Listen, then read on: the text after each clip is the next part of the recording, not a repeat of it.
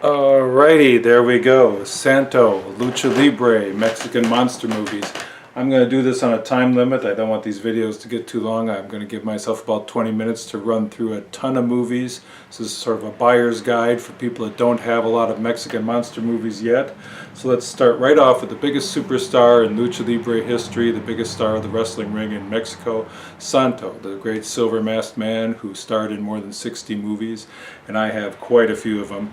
Strong recommendation for, let me get the hang of putting these up there, Santo in the Wax Museum, because the Wax Museum, he has wax figures of monsters to fight, there's multiple monsters, there's good wrestling in this movie, filmed in front of a live audience and an actual wrestling card. There's a good script, it's well shot, it's one of the better Santo movies, Santo in the Wax Museum. I strongly recommend Santo versus the Diabolical Axe. Okay, this is probably the creepiest Santo movie there is. It's about a ghost of a murderer who keeps reappearing in the ring to like murder people, and this movie could probably be remade as a successful horror movie today. So Santo versus the Diabolical Axe gets a big thumbs up from me. Santo and Blue Demon versus Dr. Frankenstein. These Santo and Blue Demon team-ups are fun. They tend to be a little campy. I find a lot of them to be disappointing. This is one of the better ones, but you have to just accept the fact that even though it's a Frankenstein movie, that the monster is just a really big black guy, a big black wrestler, and he doesn't look at all like a monster unless you're terrified of black people, which might apply to some people. But yeah, they don't really have any monster makeup in it, so that's a little disappointing. But you do get to see your two favorite lucha stars team up, so that's something in and of itself. Santo and the Vengeance of the Mummy, one of several times that Santo met the mummy. This one is sort of a peculiar mummy. He wears like a ceramic mask, sort of an Inca sort of mask throughout. He doesn't really look like a mummy. But this movie is not bad. It has comic relief in it that is actually funny. Intentionally funny, and it's fairly well written. It's not really strong on action, but it sort of has a Scooby-Doo mystery plot to it, which is kind of entertaining. Santo and versus the Riders of Terror. This is a very peculiar movie. The monsters are lepers who've escaped from a leper colony, and it's all about a gang, and Santo's going up against a gang, and the lepers are involved. It's fairly mediocre Santo movie. Santo versus the Martians, the Martian invaders. Totally worth it. I mean, it's everything you want it to be.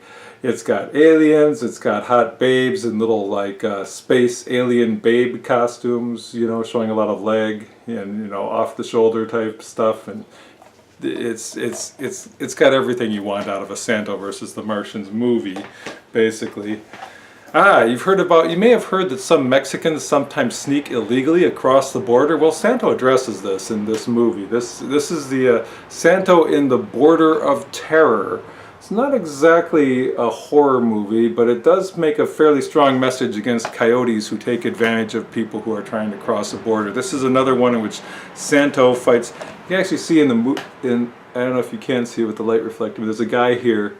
I gotta do this weatherman thing backwards. There's a guy here with a barbed wire fence, like he looks like he's in a concentration camp instead of staring across a border that he's not supposed to be crossing. But this Santo versus gangsters in that one, it's okay. You know, I would say it's on a 4-star system, with the 1 star being below average and 2 stars being average, 3 stars being above average, and 4 stars being excellent. I would say Santo in the Border of Terror is a 1-star movie. It's strictly for your Santo completist. Here we go. Santo versus Frankenstein's daughter. Now, this is, you know, I would say better than Blue Demon and Santo versus Dr. Frankenstein. This one actually has some Frankenstein-style makeup. It actually has some pretty tense, thrilling moments, and it's actually a pretty decent little Santo movie. This is one of my all-time favorites, The Witch's Attack. The Witch's Attack. Now, one thing you have to know about Santo movies is that they split into 2 basic groups, black and white and color. The black and white ones are more serious movies. They're generally better written. They generally try harder to get a few scares in, even though I have to say, these aren't horror movies, these are monster movies, and there's a big difference between a horror movie and a monster movie. These movies are more fun than they are scary.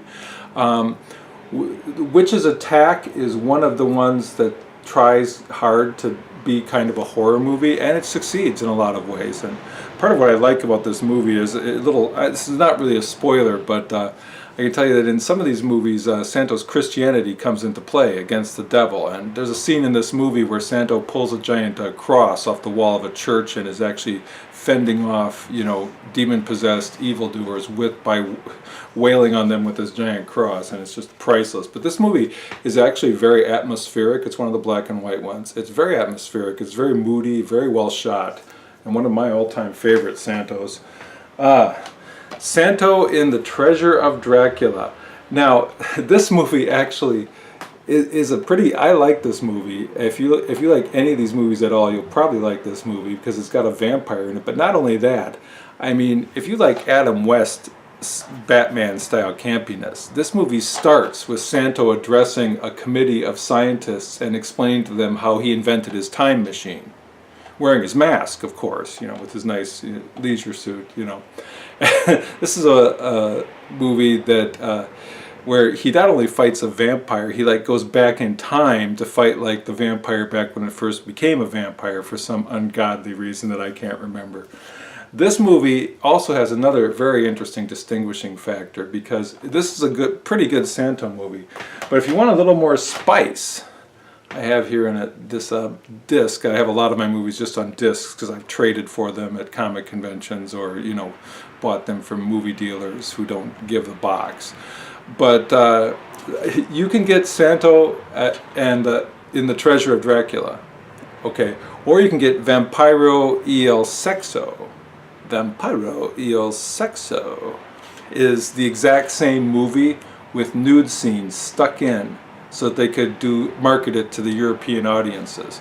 Because at some point the producers of the Santo movies said, we have a hard time placing our movies in European theaters because all the grade B monster movies and exploitation type movies that show over there, they all have a lot of nudity in them and a lot of gore, and we don't really do nudity or gore. So they thought, hey, why don't we take our latest Santo movie and hire some actresses to pose nude and cut nude scenes into the movie to add some sex and spice to it.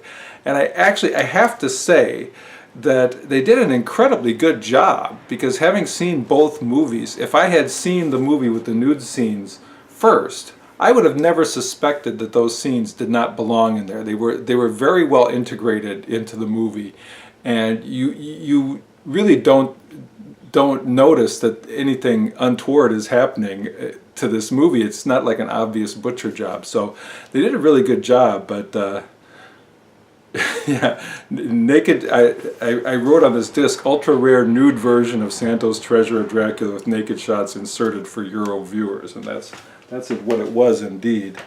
This is Santo versus let's see, Cazadores de Cabezas. I think that means headhunters. I'm trying to remember if this is headhunters or cannibals. Anyways, this one is shot in jungles, I believe in Mexican jungles, but it's supposed to be like a Santo's jungle movie, and it's a pretty decent little film. I enjoyed it, Interesting thing about this film is that at one point they're just taking this boat through this jungle swamp, and there's several long shots of this great big huge alligator, and the alligator's not doing anything. He's just sort of swimming, and he's on the move. He's swimming, and the alligator has nothing to do with the story whatsoever. I mean, the way it's stuck in there, I have a feeling this film crew was just out in the jungle and they saw this huge gator swimming, and they're like, oh my god, that's great, get a shot of it. And they got a bunch of footage of it and they stuck it in there because the boat's going through the swamp and that alligator is just in there for no reason. But it is an impressive alligator. Let's see, Santo versus the Hombres Infernales. My Mexican's horrible. Let me apologize for the way I'm butchering all these Mexican words. This is basically just Santo playing secret agent and fighting more gangsters, if I remember right. No, wait a minute. This is the one, yeah, no, this is the one where he's actually a secret agent, and it involves like a secret conspiracy and gang that operate out of boats, and Santo does a bunch of swimming in that one. It's not bad. It's okay. Santo versus Dr. Death. I don't have subtitles on this. This is the only one in my whole collection that doesn't have subtitles. So I've watched it, but I didn't understand it. So it looks like a fairly mediocre one anyways, but I don't want to judge it too harshly not having seen it.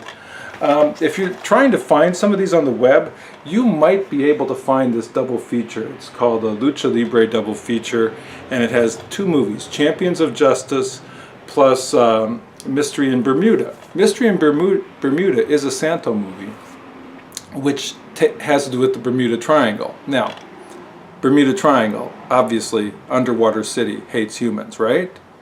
I mean, that's what first thing that pops into my mind. But yeah, the Bermuda Triangle movie is a movie about an underwater city, basically. But Champions of Justice does not have Santo in it, but this is a totally worthwhile double feature, because Champions of Justice has, let me just read it off here, it has a ton of other wrestlers in it. Mil Mascaras, Tenebles, La Sombra Vengadora, Black Shadow, El Rayo de Jalisco, El Fantasma Blanco, El Avius Pon Escalarda, Super Zen, I can't pronounce the Spanish. I might come from German stock. I'm not Spanish, and I don't speak Spanish. But this Champions of Justice is great because it's a team up of practically every wrestler who isn't Santo or the Blue Demon. And they all have nieces. And their nieces are all in a beauty pageant. But then their nieces all get kidnapped. They all have gorgeous nieces who are all in the same beauty pageant. By the way, in the beginning of the movie, they're all riding motorcycles in a pack. Just totally upright, riding the speed limit, riding motorcycles in a pack down the road. Wearing their masks, of course. And they all have beautiful nieces who are all in this beauty pageant, and the beauty pageant gets attacked by the villain who kidnaps all their nieces, and then the wrestlers go into high gear. But that's not the best part. The best part is the villain has this way of concentrating people and shrinking them down into like dwarf people, literally mini people. And this movie employs a lot of wrestlers who are called minis in Mexico. Minis are very popular. They're not all people who have a medical condition like dwarfism. Some of them are just extremely short people because shortness tends to run. You know, in Mexico there's a lot of short people. And so some of the mini wrestlers are just very, very short people. And some of them actually are little people. But so anyways, they use all these mini wrestlers, but when they're concentrated down, they retain like full strength. They're even like extra strong. So there's a great scene of the full-size wrestlers fighting the mini wrestlers, and the mini wrestlers are stronger than them, and all the full-size wrestlers are getting the crap knocked out of them by these guys that are half their size, and they're all selling like crazy for every punch and every kick. And it's just wildly entertaining. Champions of Justice is a strong recommendation. And the Bermuda Triangle movie with Santo, it's an okay Santo movie. It's not a great Santo movie, but the fact that you get it free when you get Champions of Justice makes this double feature totally worthwhile. So if you don't have any Santo movies, let's get into this stack of disc here. Oh, Santos versus I can't read it, but it basically means assassins from outer space. The assassins from outer, let me just read what I wrote on the disc. Should have been titled Santo versus the Blob. The Blob is played by minis under a rubber sheet. I'm not kidding. Santo versus assassins from outer space.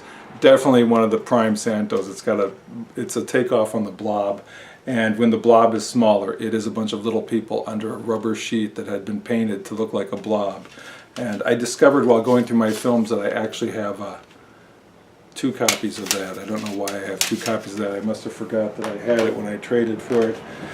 Santo and Blue Demon versus Dracula and the Wolfman. It sounds so great. I mean, Santo and Blue Demon versus Dracula and the Wolfman. It's actually one of the more weak, mediocre Santo movies. It's a total disappointment. So I can't recommend that. And I say that despite the fact that I have a beautiful lobby card from this movie hanging on the wall of my living room. So I wish I could recommend that stronger, but I can't. Santo and Blue Demon versus the Monsters. I barely remember anything about that movie. I don't think it's the same movie. I'm even wondering now, maybe that's a different title for the same movie. I don't think so. But I don't really remember anything about it, which means it wasn't good. Santo and Blue Demon in World of the Dead. Now this is interesting. I wrote on this disc, weird entry in the series. Santo makes a quick trip to hell to rescue a possessed girl's soul. Santo goes to hell. You know, that one's definitely worth seeing. Santo versus Black Magic. Now this is worth seeing because it's shot on location in Haiti, and it has real voodoo footage of real voodoo ceremonies. I mean, other than the voodoo footage, it's a pretty average Santo movie. But I mean, for sheer weirdness, a Santo movie with real voodoo footage that's actually shot in Haiti in some of the jungles and backwater areas of Haiti. To me, that's worth seeing. Santo versus the Strangler. I wrote on here, should have been called Santo the Musical. Phantom of the Opera type meets Mexican pop stars. This is one of those movies, it's not an actual traditional musical where people burst out singing and sing the plot points. But this is a movie where it takes place in a theater, and every time there's an act on stage, it's played by a real act, and they let them do the entire song without any interruptions from the movie's plot at all, or without cutting away. So it's kind of like a musical Santo monster review movie. Also, the strange thing about this movie is Santo adopts a kid in this movie. There's like a cute kid in this movie, and Santo adopts him. I don't think that the kid ever appears in another Santo movie. I could be wrong. So that's just kind of dropped. Let's see, Santo in Anonimo, I can't pronounce that. Anonimo, Montal, Anonimo, Montal. Anyways, this is the Santo's Nazi movie. It says on here 2 stars. The good action in the last third, which means the first 2/3 were kind of boring me. That I wrote that on there. Let's see, Alaridos de Terror. Santo plays detective to unravel a series of murders. Nazis did it. Not great, but an okay Santo. That's the other Santo Nazi movie. Santo's been in so many movies that he made 2 movies where he fought the Nazis. Neither one of them was very good. We're getting into some of the other stuff here. Here's Blue Demon versus Satanic Power. This is a very typical Blue Demon vehicle. I don't have a lot of Blue Demon movies. He didn't make as many as Santo, but yeah, the Blue Demon battles a Satanist and has a sort of test of wills with the Satanist at the end. Here, Neutron versus the Maniac. Neutron was a guy that wanted to make movies like Santo. He made a couple movies, and they're all pretty decent. I wrote on this disc, Wrestler versus Masked Killer. Decent Santo wannabe movie with a fun ending. Oh, still got some Santos down here. Let's see, Santo and the She-Wolves. This is a black and white one. Above average Santo, female werewolves. It's exciting and it's kind of unusual. Oh, wait a minute, I'm sorry, this is not black and white. I always label my discs, in addition to writing my little mini review on there, I always label what country it's from, whether or not it's subtitled or dubbed, and whether it's black and white or color. And this one is in color. So Santo in the She-Wolves is in color. Let's see, Santo in the Hotel of Death. This is an okay Santo film, even though he's not even in the first half. What distinguishes the Hotel of Death is it has an evil beatnik. So take it for what it's worth. It's classic stereotype, Maynard G. Krebs beatnik who's evil. If you got that Maynard G. Krebs reference, you're even older than I am, because even I wasn't around when that show was on. Santo and Mantequilla Napoles in The Vengeance of the Crying Woman. Now, Mantequilla Napoles was apparently a real boxer who was a champion and a popular sports star in Mexico. He's a black man, but Hispanic, because Hispanic is not a race, and there are black Hispanics. Santo teams up with a boxer to fight a ghost woman and her curse. It's pretty good.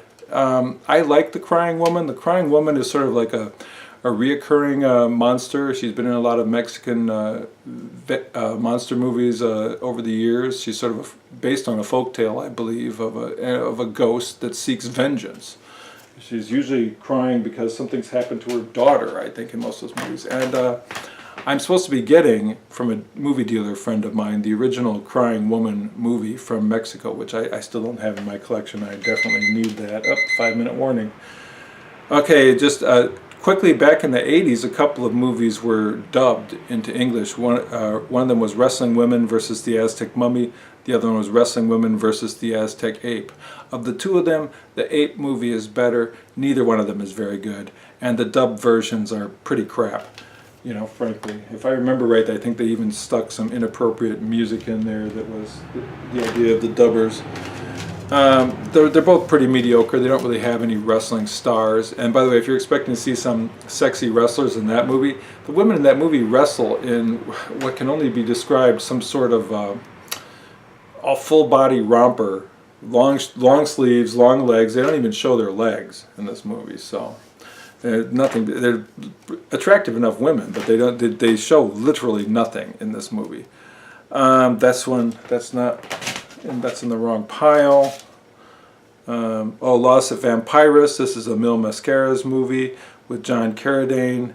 It's a mediocre movie, let's be honest. This is when Mil is somewhat older. The interesting thing about this movie is John Carradine, the American actor, gets to play Dracula, and the female vampires are keeping Dracula in a cage, apparently, because they want him to sire their vampire offspring or something, but they want to control him or something. So that's an interesting aspect of it, and John Carradine's in it, but it's a pretty mediocre movie. Let's just quickly hit this stack of Mexican monster movies that don't have Santo. I don't know if you know who Germain Robales is. Germain Robales and Abel Salazar are two big stars of Mexican monster movies, and the vampire movies that they made were really good. I think they're good. And I think if you enjoy vampire movies, if you enjoy monster movies, then you definitely have to see El Vampiro, which is an excellent movie in my book.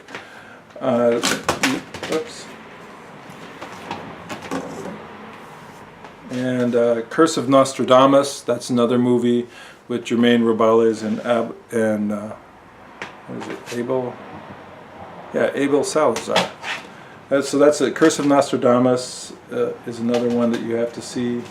The Monsters Demolisher, that's another one with Robales in it. And I think these movies may have actually been, at one point, edited down from some other format, like being a longer playing serial. They seem to have the look of something that was edited from a serial, but they're definitely worth seeing. La Momia Azteca, that's the Aztec Mummy. The first Aztec Mummy movie, pretty good, I have to say, if you like black and white monster movies. Curse of the Aztec Mummy is the second Aztec Mummy movie. What I wrote on the disc is Santo wannabe named Angel squares off against a gangster called the Bat, and the mummy shows up at the end. It's actually a pretty entertaining movie, but there's not much Aztec Mummy in it. Then we have Robot versus the Aztec Mummy, which unfortunately has been dubbed, and a lot of people have seen it, and that represents to them what Mexican monster movies are all about. This is the robot is funny. I have to admit, the robot is a goofball creation, if there ever was one, but the first half of this movie, Robot versus the Aztec Mummy, is almost all clips from the previous two movies. There's only about a half hour of new footage on it, so it's like a complete rip-off of the audience if you've seen the other two movies, so it's very disappointing in that regard. Pantera is also known as the Panther Woman. This is a must-see. Panther Woman is a must-see. It's a panther cult aided by a zombie wizard, battles luchadores and a Santo wannabe. I wrote on there classic 4 stars. This movie has it all. I mean, it has like creepy zombie brought back from the dead wizard guy, and it has the masked wrestler, it has the panther cult, it has the gorgeous babe that turns into a panther, the underground lair of the panther cult all lit with torches and with sculptures of panthers, and it's a very cool movie. Oh, here's another very cool movie, Ghost Town, 1965, black and white, Mexico. Vampire gunslinger the River Kid has been taking on all comers as long as anyone can remember. That's what I wrote on it. The reason he's a successful gunslinger is it doesn't matter if you shoot him. He's not going to die because he's a vampire. So even if he pulls slow and shoots you second, he still wins. Ghost Town is a very atmospheric, moody, black and white Western horror movie, and it's very successful in its own way. I mean, I won't say it's terrifying or anything, but it's entertaining. Now here's a must-have. You must have this movie, Rider of the Skulls. I'm just going to read what I wrote on here. A masked vigilante monster hunter takes on a werewolf, a vampire, and the headless horseman. A must-see cult classic. Now I have to caution you, it's not quite as good as it sounds, because what this was apparently an effort to make a half-hour TV show about this masked, sort of semi-cowboy monster hunter who I believe uses a whip sometimes. So they actually took like 3 half-hour episodes of what was probably intended to be a TV show, and apparently, or maybe it was one, but I don't know if there's any more of this. I think it was made as 3 separate half-hour stories, and then clearly each one clearly comes to an end, and they took and edited those 3 together, just showing them basically back to back, and that's the movie Rider of the Skulls. But if you like, monster hunters fighting it out with monsters, you can't beat this movie because he takes on a werewolf, and then a half hour later he's taking on a vampire, and then in the climax he's taking on the headless horseman. You can't beat that. Castle of the Monsters. Ah, yes. Castle of the Monsters is basically Abbott and Costello meet Frankenstein, Mexican version. There's no monsters until the last half hour, and it's basically a comedy, and the action focuses on the comedians who are, at the Castle of the Monsters. But it's worth seeing. It's an entertaining movie. Face of the Screaming Werewolf is a Lon Chaney Jr. movie that you may not know about. It's definitely a must-see if you like Lon Chaney Jr. It's from late in his career when the alcoholism was taking a toll on him, regrettably. But Lon Chaney Jr. is always good. He has like no lines in this movie because I don't think he spoke Spanish. So basically he's just running around being a werewolf and grunting at people. But it's still worth seeing, I think. And it has a brief appearance by what I call the Aztec Mummy. I'm not sure if it's actually technically called the Aztec Mummy in the film, but it's basically the Aztec Mummy. Let's see here. Planet of the Female Invaders. This is a flying saucer in a carnival that lets people come on and tour the flying saucer as if it's a fake attraction. Well, of course, it's a real flying saucer. And this is just a fun 50s campy science fiction movie. A bunch of people come on this carnival ride, and then the female aliens take off and take them to their home planet, and they're along for the ride of their lives. And Lorna Velasquez, and I'm not sure if I'm saying that right, but Lorna Velasquez is this great wrestling star from a great wrestling family. She's the star of this movie. And then I have this Gigantes Planetarios. And I wrote on here, stowaways tag along on a secret mission to the planet of eternal life. Likeable sci-fi pulp, likable or high camp factor. And I realized looking through my movies that there's another Lorna Velasquez movie that I don't know where it is, that's called Ship of Terror, and that's a must-see because that's these 2 hot female alien babes wearing little metallic miniskirts are going through the galaxy because their planet is running out of men, and they're stopping at every planet and picking up a male creature because apparently they're not picky, and all these creatures all look like monsters, right? And then they get to Earth, and surprise, people on Earth are humanoid, and the first person they see is this singing cowboy / comedian who's the star of the movie. And they both fixate on him. Both the female aliens are like, wow, I'd rather bang that than some horrible, ugly alien monster creature, because he's humanoid like me. So of course they both fall in love with him, and this leads to a conflict between them, which leads to all the monsters getting set free out of the ship, and leads to great stuff like the singing cowboy stuck in a hollow log with a monster at each end. It's just, and there's a high camp factor there, but that, I don't know where I misplaced that movie, but Ship of Terror, definitely a great Lorna Velasquez movie. Starfighters, I only mention that to warn you against it, one of the most horrible Lucha Libre versus Alien movies with no name Lucha Libre people. It's a color movie from like the 70s or 80s, it's awful. The Brainiac, that's a classic movie about the guy with the long tongue, the demon guy who can pretend to be human, but he actually has this super long tongue. Adventure to the Center of the Earth. See a scientist show a highlight reel of other monster movies. Snakes burned alive as a special effect. Weirdly compelling Batman. There's some weird Batman creature in that. It's an interesting movie. Adventure at the Center of the Earth. Let's see. The Whip versus the Killer Mummies. Sounds great, doesn't it? It's really pretty awful and boring. It's not a great example of movies of this type. I wrote on there dull and rather poorly shot.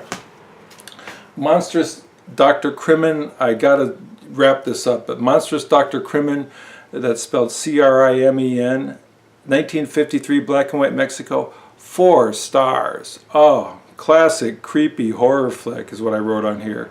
Hideous mad doctor makes handsome creature. Better than it sounds, and it is better than it sounds. This movie is really moody and well shot, and it has a great script. It's one of the very few Mexican monster movies that has a really great script. Santo and the Wax Museum has a good script. A lot of these movies have pretty good scripts, but this one really stands out as one of the best written monster movies in my collection. El Satanico, I don't know why I'm showing you that. It's kind of an interesting cover, but it's a pretty mediocre movie about a killer. What is that? 7 on the Lookout? That's just some goofy 80s movie about a motorcycle gang. No, it's kind of a revenge flick like what Billy Jack. This is in the wrong pile. That's not even a horror movie or a monster movie. It's not a bad movie though. I think I'm way past my time here. This video is probably going to split into 2 parts. If it does, I apologize. But I'm going to turn it off right here.